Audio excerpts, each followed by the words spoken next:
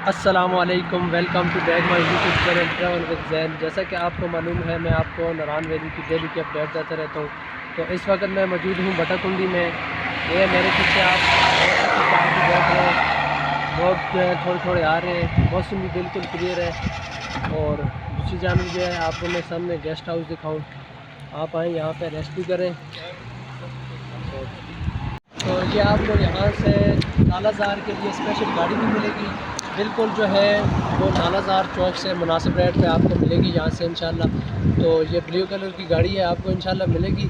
तो मैं आपको डेली की अपडेट देता रहूँगा यहीं से ही इंशाल्लाह। तो आपने मेरे चैनल को जल्द से जल्द सब्सक्राइब करना है ताकि डेली की अपडेट आप तक बआसानी पहुँचती रहे। Thank you.